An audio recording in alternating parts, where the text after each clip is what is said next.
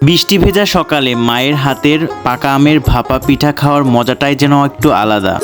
সকালে ঘুম থেকে উঠে দেখি প্রচুর বৃষ্টি হচ্ছে। এই বৃষ্টির মধ্যে আলমডাঙ্গায় থাকাকালীন সময়টা আমার খুবই ভাল লাগে। এই আমের মৌসুমে ঝুম বৃষ্টির মধ্যে আপনারা কখনো পাকা আমের ভাপা পিঠা খেয়েছেন কি? আজকে আমি দেখাবো আমার মা কিভাবে এই ভাপা পিঠাটা বানায়। ভাপা পিঠা বানানোর জন্য এই হাঁড়িটা ব্যবহার করা হয়, এর উপর একটা মাটির পাত্র থাকে এবং ভাপা পিঠা বানানোর জন্য চাউল এরকম ভাবে ঝুরঝুরো করে নিতে হয়। ভাপা পিঠা যে বাটিতে বানানো হয় এই বাটিটা প্রায় 20 বছর আগের। ভাপা পিঠা বানাতে প্রথমে চাউলের একটা লেয়ার দেওয়া হয়, তারপর যেহেতু এটা আম দিয়ে করে এজন্য আম এবং দুধ আগে থেকে জ্বালানো থাকে, এটা একটু শুকিয়ে ঘন করা হয়, সেটা এই পিঠার প্রথম লেয়ারে দেওয়া হয় এবং দ্বিতীয় লেয়ারে দেওয়া হয় বিভিন্ন প্রকার বাদাম এবং খেজুর, চেরি এবং বিভিন্ন প্রকার ড্রাই ফ্রুট। তারপর একদম উপরে আবার আটার লেয়ারটা দেওয়া হয়। অনেক সময় আম্মু থার্ড লেয়ারে গুড় দিয়ে থাকে, এটাতেও অনেক মজা হয়। ভাপা পিঠা মানুষ অনেকে অনেক রকম ভাবে বানিয়ে থাকে, বাট আমার আম্মু যেভাবে বানায় বিভিন্ন টাইপসের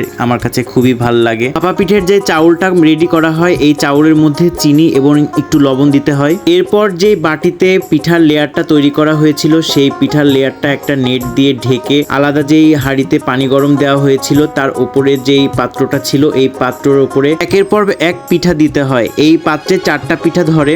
4টা পিঠা দেওয়ার পরে একটা ঢাকনা দিয়ে পুরা হাঁড়িটা বন্ধ করে দিতে হয়। এরপর 20 মিনিট পর ঢাকনাটা খুললে এই পিঠাটা রেডি হয়ে যায়। এই পিঠাটা বেসিক্যালি স্টিমের সাহায্যে হয়ে থাকে। সব থেকে নাকি এই মাটির চুলাতে এই পিঠাটা ভালো হয়, কারণ তাপটা একটু বেশি পায়। যত তাপ পাবে তত পিঠাটা সফট হবে। এর মধ্যে অনেক পিঠা তৈরি হয়ে গিয়েছে।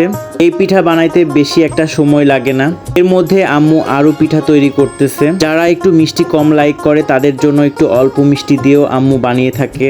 এই ভাপা পিঠার সাথে জড়িয়ে আছে আমার ছোটবেলার হাজারো স্মৃতি। যখন আমরা দাদি বাড়ি এবং নানি বাড়ি যাইতাম তারা এই পিঠাটা বানাইতো, আমরা সবাই মিলে খুব মজা করেই খাইতাম। সেই দিনগুলোর কথা মনে পড়ে যায় আমার দাদি এবং নানি কত ধরনের পিঠাই না বানাইতো।